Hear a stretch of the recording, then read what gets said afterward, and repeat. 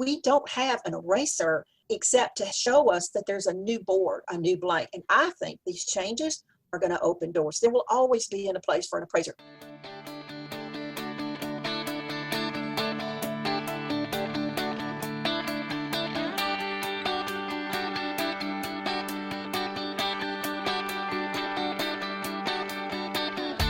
Originating from deep inside the Rocky Mountains, transported through the power of the internet, and arriving inside your tiny earbuds.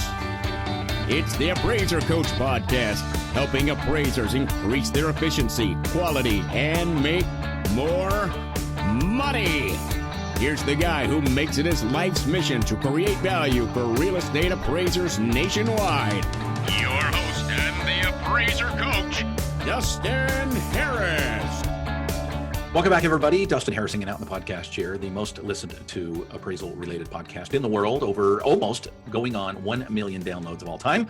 And I'm super excited about today's episode. I want to welcome you to the program and remind you that we are sponsored by 3 great companies. One of them, of course, being Alamode. Alamode is the software that I use to help me to produce the appraisal reports that I do on a regular basis. It's a great help in our office. It will be to you as well. Check them out. Go to alamode.com or 800-ALAMODE. We're sponsored by DataMaster, saving appraisers 30 to 60 minutes per report. That's about 45 minutes if you're doing the average per report, folks. DataMasterUSA.com. Again, it's DataMasterUSA.com. Finally Working RE magazine. Great magazine out there telling appraisers what's going on in the world of valuation. Check them out by going to workingre.com. Again, it's workingre.com. Well, folks, I want to welcome to the program. I cannot believe I've got 500 plus episodes and I've never had Diana Jacob on. I want to welcome Diana to the program. She's an appraiser in the state of Louisiana. She's worked for over 30 years in many states, including Louisiana, Texas, and even North Carolina. She has experience with, well, all kinds of real estate, single family, multifamily, commercial properties, land, you name it. She's done work as a reviewer, a consultant for litigation. She served on the Texas Appraisal Licensing Certification Board as a mentor. I want her to describe what that means here in just a second. For 3 years. She is an AQB certified USPAP instructor. Yes, I have taken a class from this lovely gal. She is wonderful. In fact, you often hear me talk about the great USPAP instructors of the world, and her name is top of that list every time I think about the great USPAP instructors out there. Most of all, she's my friend. Welcome to the program, Diana. Well, thank you. I'm just so excited to be here, Dustin. I say it's taken forever for us to get together, and it shouldn't have, because we see each other at conferences. We do. We've known each other for years. So we do. I'm just tickled to death to be here. I have to tell you, I took my son to one of these conferences. I believe it was in Texas years ago, and he still talks about his grandma that he met at that conference. And that says nothing about your age. That says everything about the love that you just poured. It was just a joy. I have grandchildren, so that means a lot to me. It really does. Well, you're a wonderful person, and I appreciate you coming on the program. Thank you for that. So talk to me about what this means to be a mentor for the Texas Appraisal Licensing Certification Board. When I lived in Texas, they were trying to come up with a way to handle disciplinary necessities, and they wanted to make it proactive. They didn't, even though it stings to be told you made a mistake and yes, you've violated, USPAP, and what could they do to also turn it into a positive experience? So they came up with the idea of mentorship. And when they first started, there were only 5 of us, and I was one of the 5 that they had asked to do this. And so what would happen is that once an appraiser had entered into an agreement with the TALCB to accept their discipline, and they didn't have to necessarily claim fault, but they would accept the consequence. It was a learning program, and it kept their names out of the public eye because they were considered minor, but necessary to cure violations of USPAP. So they would send me the complaint, and they would send me the appraisal and the findings, and then I would develop a one-on-one course to sit down with that appraiser, go over that appraisal report and the deficiencies, including their work file, and say, here's how you could avoid this in the future, or tell me what happened. Sometimes it was, more often than not, you hear that this was the worst report I've ever done. This is not indicative of who I am. Mm-hmm. And I always say to appraisers, we're only as good as the last report we write.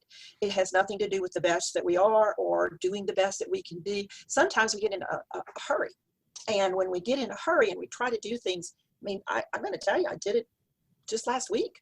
I was in a hurry to try to help this appraiser, and I found some research that I had done on a previous case, and I thought, oh, this is going to be good. And I had put it all in together, forgot to erase it. And there was this leftover from a previous, and they said, I'm confused. It sounds good, but how does this relate? And I was like, oh my God, the thing I preach about all the time. Right. Take your time to read it one more time. take a Wow. breath. And I didn't do it, Well, these are appraisers who sometimes it was that simple. It was just left over from the previous report and they forgot to get it out. And of course, there it is. There it is. Most appraisers make a mistake. One person finds it, maybe five, because it goes through this review process. And then if it gets turned in to an appraiser board, well, then it gets investigated. And so more eyes see it. And then, of course, your name gets associated with it. But if it's any comfort at all, I've written a few books and I've made a mistake in every one of them. And so when I mess up, hundreds of people get to see it. So we all make mistakes. And that's why we're so excited about that clause that now appears in the competency rule, which says perfection is impossible to obtain. And competency must not be based on an expectation of perfection. So it's that constant striving to move forward. Love it. I love this idea of mentorship as well. Is that something, do you know that the state of Texas still does? Or any other now states? it's expanded and they have many more mentors. I don't mentor anymore because I am here in Louisiana. But while I lived in Texas, it worked out just fine. And all of the people that I was able to be associated with actually said, I didn't want to be here. I'm embarrassed. Do you know what? It turned out to be a good thing because I learned so much. So, you have a one-on-one with someone who's able to walk them through. Most of us get here with a supervisor who's helped us, but we don't get that one-on-one. We're in a big classroom or we're even sometimes taking it online now, but we don't have that one-on-one, show me how to do this. I remember in one case, this one individual had learned a formula and he was very, very proud of his formula because he'd learned it, he went out, he did the research, and he had all of these these conclusions to his formula, and it was all about the allocation method. And I looked and I said, I see where you've done this, at least 10 observations with this allocation. He said, that's right, I did that. And they fussed with me for this. And I said, well, did you notice that you didn't have any two that were close? That you were way off by, several $100s, several thousand, and he said, well, yeah. I said, so what made you choose what you chose? He said, well, I just went with the one in the middle. I said, did it ever occur to you that maybe what you had was inconclusion, that it was suffering, that maybe what you had was not sufficient data to be able to rely on those indicators? And I think when you have a chance to be one-on-one with an appraiser, we learn things in pieces. Unfortunately, we don't see the whole quilt. We learn things in pieces. And so we learn something, then we go try to apply it. We learn something. But if we could stand back and just see the whole quilt and then go into the pieces and then connect those dots, that's what mentorship does. It allows that appraiser to sit with another skilled appraiser and say, all right, let's talk about the appraisal process and how you applied it here. So it's a program they still use today. And I just think it's an excellent program. I really do. Well, I think a lot of appraisers are lonely in the sense that we spend a lot of time doing inspections alone. We spend a lot of time doing write-ups alone. We don't interact with other appraisers very often. Every once in a while, maybe at a class or a conference. So I love this feeling of being able to be. I'll be honest with Diana. If they had the same thing in the state of Idaho, and if you lived here, and I knew that my punishment, quote unquote, was going to be to spend one-on-one time with you, I think I'd get in trouble more often. Well, thank you. I tell appraisers all the time. I wrote an article a few years back, Working Real Estate Magazine, and I said, every residential appraisal report you do has over 700 decisions in it. And if you think about the fact that you have over 700 decisions to make, the probability of you doing an oops is really high. And so what we need is to find a way to try and address just not trying to do the same thing over and over again, but the same process, and spend our diligence in how does that process relate to solving this problem. And that's what the mentorship did allow us to do. And I think it's one that I would love to see even beyond the discipline. I would like to see it be a volunteer mentorship and maybe have an exchange of how maybe that time would be in lieu of maybe some continuing education. Love it. Because a lot of appraisers don't want to sit in the classroom, but if they could take an appraisal report and sit down with a skilled person who had reviewed it, sat down with it, went through it, I think it would be an excellent. It's a future thought. Yeah, I love it. I love the idea. There's an old axiom that when you're building something, you measure twice and you cut once. That's and right. At your suggestion, we're going to name this episode Checking It Twice, Signing It Once. Talk to us about what that means. What does that mean to check twice, sign once? Well, for me, one of the things that I do when I teach USPAP, I spend a good bit of time when I open up USPAP saying, what are the rules of USPAP, the order they're in and why? And most appraisers will just stare at me like, oh God, I wish she hadn't have asked that question. I need to lower my head. I'll pretend that I'm really looking at the book and then she won't call on me. And my whole point of doing that was not to embarrass anyone, but to help us understand that there's a structure to what we do, and there's a structure to USPAP, and it's an organized document, organized in the order of the appraisal process. And the reason that it changes, I had this week someone say, why can't they get it right the first time? Why does it have to keep changing? And I said, well, I make a mean loaf of bread, but the first bread I made, you could have built a house on it. It was so thick and hard and like a brick.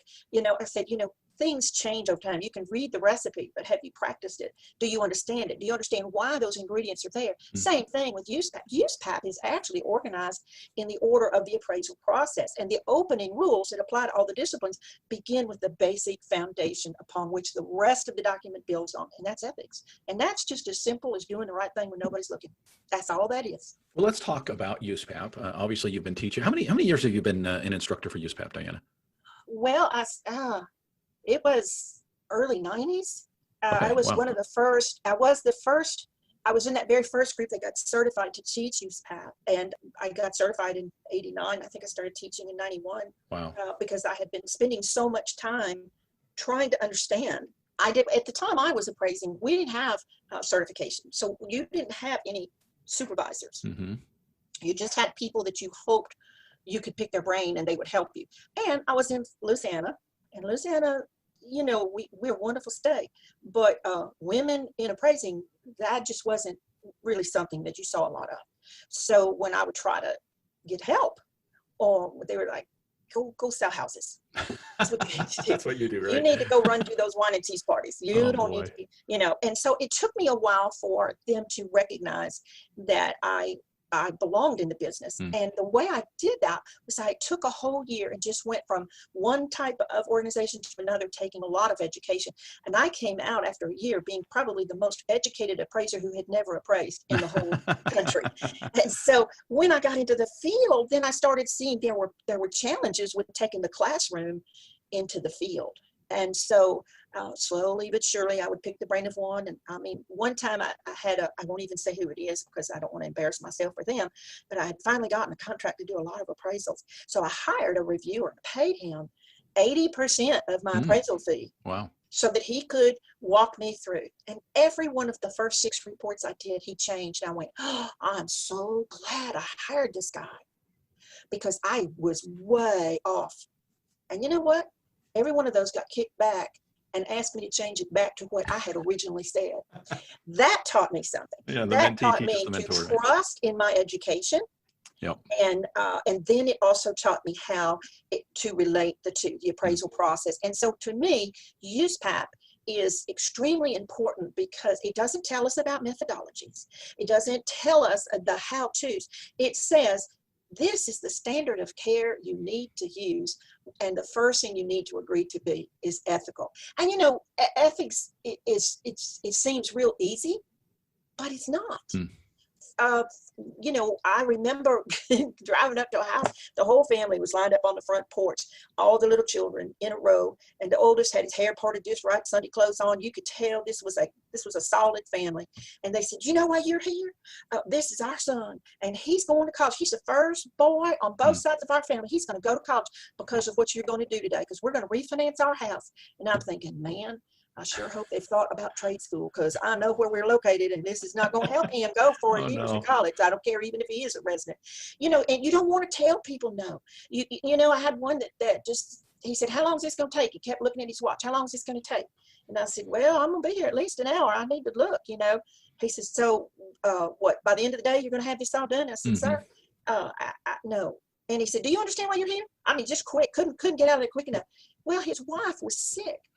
And she was going in for an experimental treatment that their insurance didn't cover. And the only way she could have it was the house. And then you start thinking, how can I step back and do what I need to do when somebody's life is dependent on it, or they're, so you get into these situations and you go, oh my goodness, how do I do the right thing? And sometimes the right thing is saying no.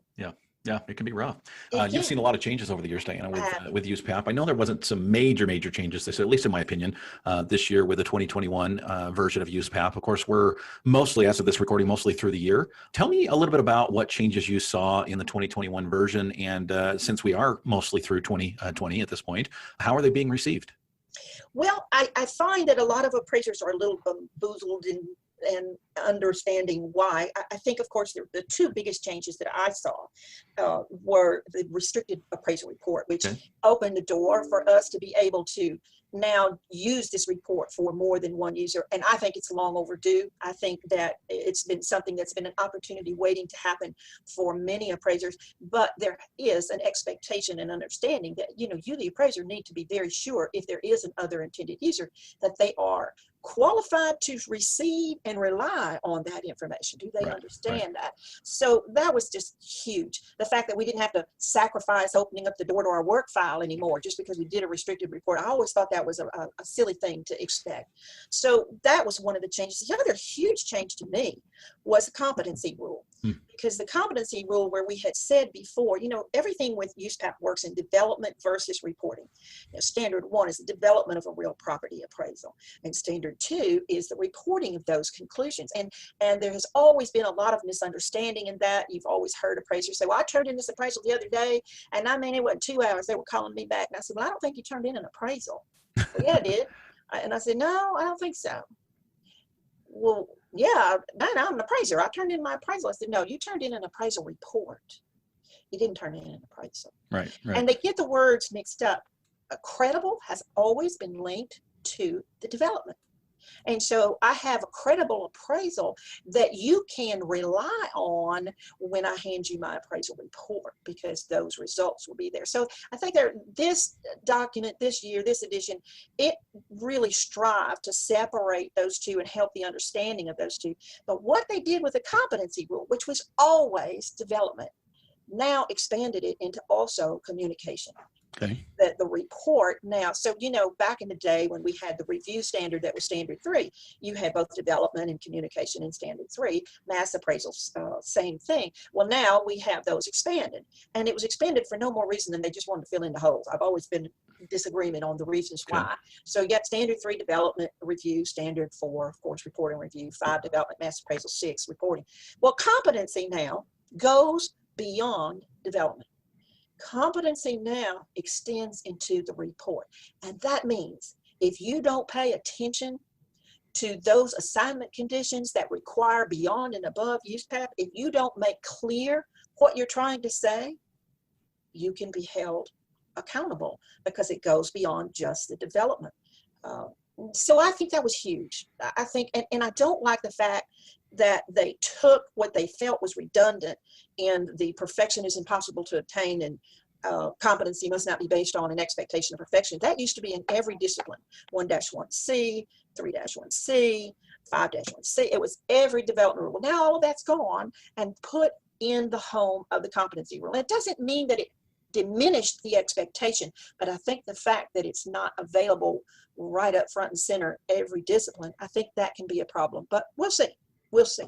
Very good. We're talking with Diana Jacob. She, of course, is a USPAP instructor extraordinaire and a wonderful person to get to know. I can't wait to come back and talk a little bit more about USPAP, some of the changes that we saw in the 2020-21 version of USPAP. So hang tight, Diana. I want to pause here and remind everyone that we are sponsored by 3 great companies. So one of them was mentioned by Diana just a few minutes ago. A great place to go for information about the evaluation world, about your chosen career. Of course, that is Working RE magazine. Working RE constantly is putting out great information for appraisers to find out more about what's happening in the world, more about what's happening to them, more about things that really matter to their profession. Check them out. Go to workingre.com. You can sign up for their free, that's F-R-E-E, free newsletter at workingre.com. DataMaster, of course, is saving me tons and tons of time. Every time I utilize it, it saves on a couple of different realms. Number one, saves me time, as we mentioned, about 30 to 45 minutes per appraisal report. That's huge, folks. When you're doing the kind of volume that's happening right now in the refi boom, that is big.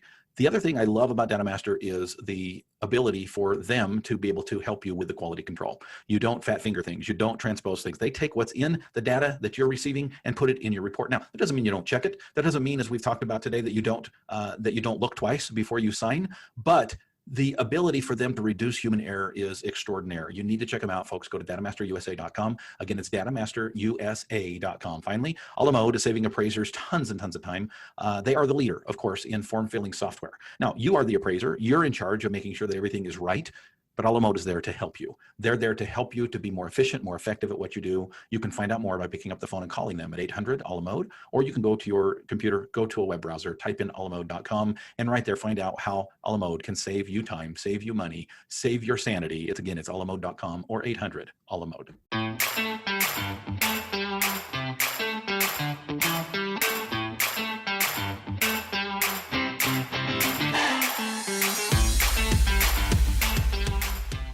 And welcome back to the program, everybody. Sitting down with my good friend, Diana Jacob. Diana, I've probably explained this to you before. I think I made a mistake years ago because I have a very good friend in Utah. I'll tell you that much. Her name is Diane Jacobs. And so every time I think about you, I have to stop, pause, and remind myself, nope, it's not Diane Jacobs. It's Diana Jacob. Welcome back to the program, Diana.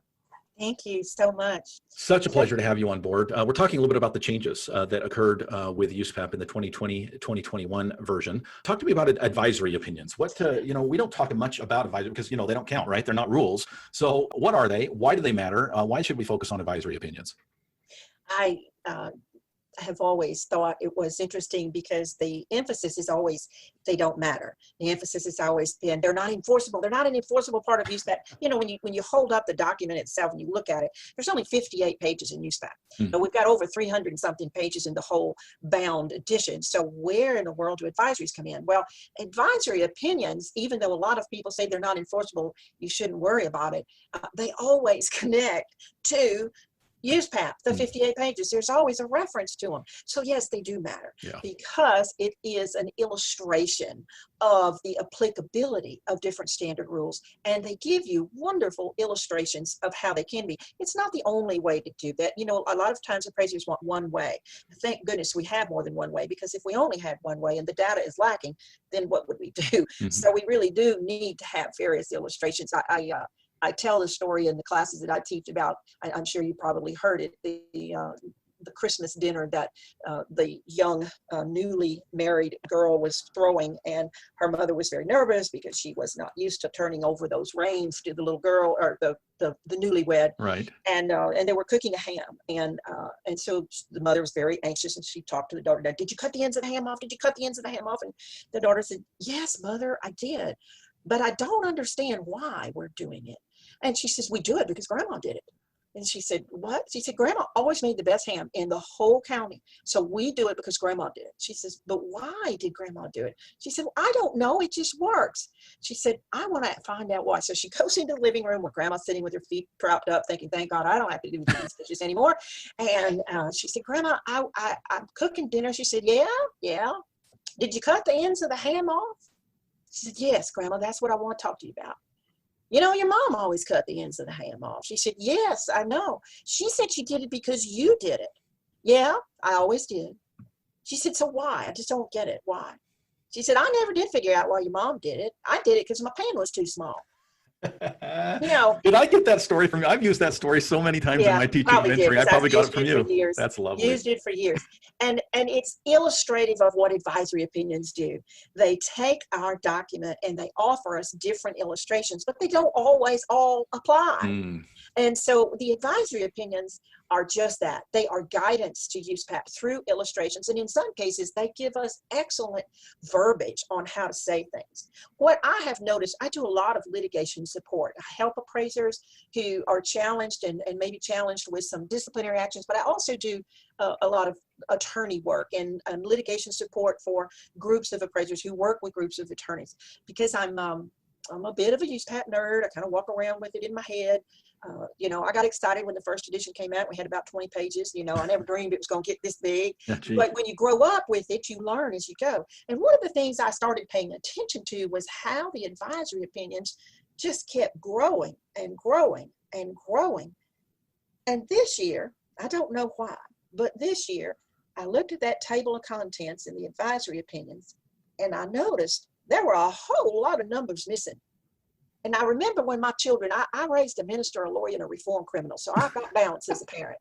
And one of the things I used to do with my kids was, as they would grow and learn and achieve things, well, I'd show them off. I was a bragging mama. And so when they learned to count, well, I'd just stand them in front of a group of people. Go ahead, show them how you know how to count. And if they missed a number, I'd say, well, what happened to number 4?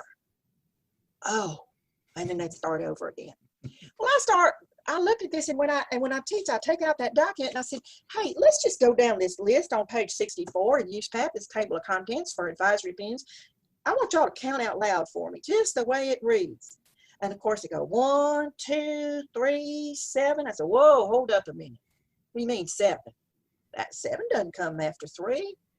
What happened to 4, 5, and 6?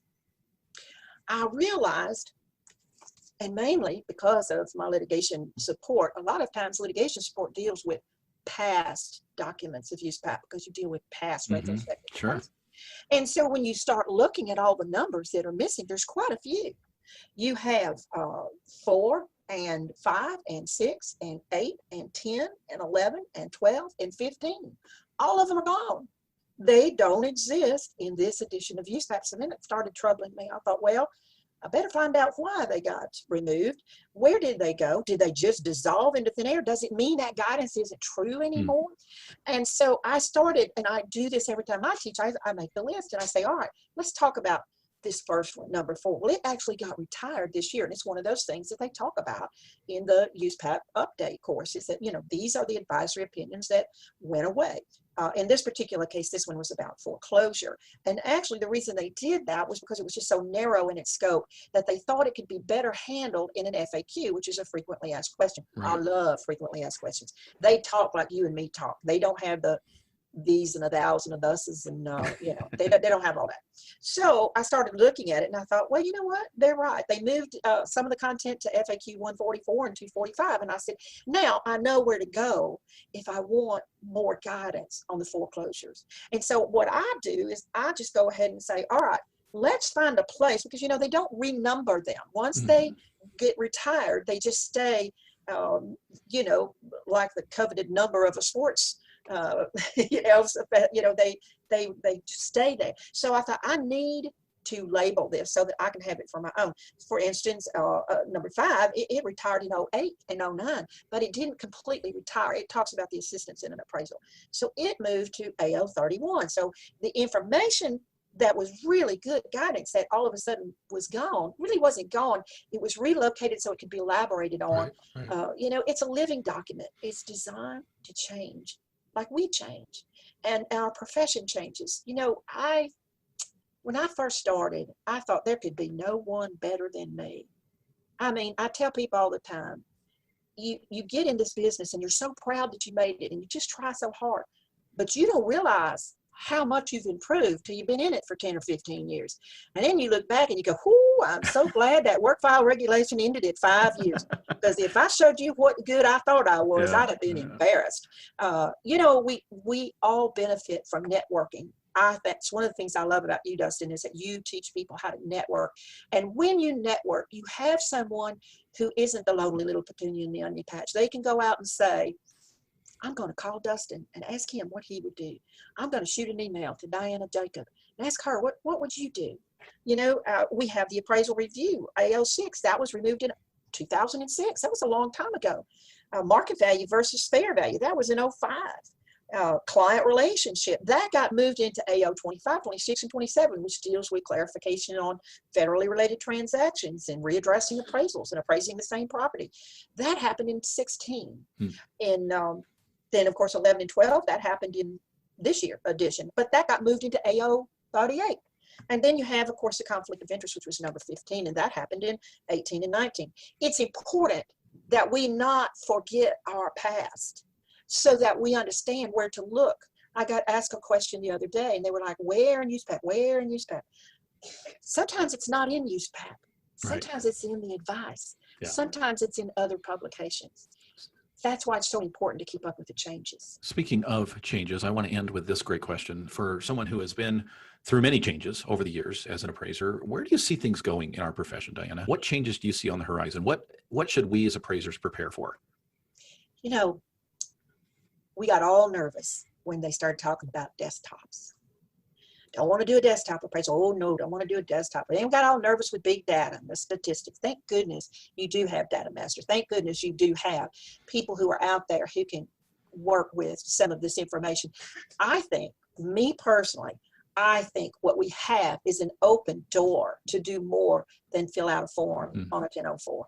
I think that there is a broad arena awaiting for us. You know, at first we all were a little hesitant. I mean, no one likes change. No one does. But, you know, without change, we don't make money. They don't need you if you don't have change. You don't have change, prices don't change, you know? And so I personally, I don't see these changes as negative. Do I like all the changes? No, because then I have to learn them. Right. And I have to adjust. But I know one thing, if I just stay put, I'm going to weigh about 450 pounds. COVID-19 has helped me learn that. You know, you have to figure out that, you know, I start thinking about the big eraser in life. We don't have an eraser except to show us that there's a new board, a new blank. And I think these changes are going to open doors. There will always be a place for an appraiser. Why? Because of that very first rule, ethics. We are the unbiased, objective, independent party. Love it. I hope the listeners get a taste for why I like you so much. I appreciate you being on. Speaking of which, what have you got coming up? How can appraisers connect with you? Any books coming out? Any classes that you might be teaching? Any way appraisers can connect with the great Diana Jacob? I had just recently written a book, Disaster Readiness, that Columbia CoreLogic has. And so they've been doing a lot of virtual classes. I've been doing a lot of virtual classes with them. And then I also have a book that's just about finished that's going into appraiser e-learnings arena called Writing It Better. And it's it's really a takeoff of a book I wrote about 20 years ago on how to write an appraisal report, and mainly what to say. You know, when do I say this and when do I say that? And is this a good statement? Is it not a good statement? So those two venues. And then you can always, you know, reach me at my email, dianatjacob@yahoo.com. Say it one more time. Diana, D-I-A-N-A-T, Jacob, no S, Jacob @yahoo.com. Diana, you are lovely. Thank you so much for joining the program today. Thank you so much for your wisdom. Let's do this again soon, shall we? I hope so. All right. That's Diana Jacob. Folks, I hope that you've listened closely. She's got some great wisdom that has blessed my life and will continue to do so. Thank you for joining me today, and we will look forward to having Diana on again in the near future. Folks, thank you for listening, and we will catch you soon. You've been listening to the Appraiser Coach podcast with Dustin Harris. If you like what you hear, please give us a 5-star rating and post a short review on iTunes. For more in-depth insider information on how you can make more money as a real estate appraiser, visit theappraisercoach.com and sign up for the All-Star team today. Thanks for joining us. And now, get out there and create some value. 1 million downloads, folks. Can you believe that? 1 million downloads, 500 episodes in the can plus. And man, I am excited about today. I want to welcome each of you to the program and remind you that we are sponsored by 3 great programs. Editor, I'm sorry, I'm flustered. Here we go. Remind you that we are sponsored by 3 great, one more time. Diana's not usually, you're making me nervous, gal. All right, here we go. It's all good. Okay, I'm just going to begin again, and we're going to do so in 3, 2, 1.